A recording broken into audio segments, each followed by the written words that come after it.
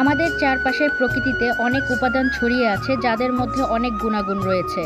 আমাদের গ্রামে এসব উপাদানের যথাযথ ব্যবহার হয়ে থাকে।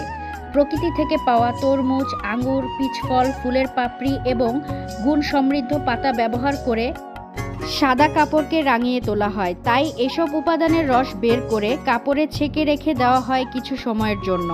তারপর উপরের পরিষ্কার পানি ফেলে দিয়ে নিচে যে ঘন আঠালো রস পাওয়া যাবে তা কাপড়ে বেঁধে শুকিয়ে শুকনো গুঁড়োতে পরিণত করা হয়।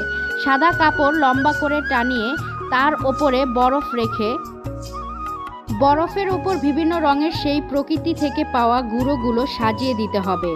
বরফ গলে রঙের সাথে মিশে কাপড়কে আস্তে আস্তে রাঙিয়ে তুলবে রংধনুর মতো।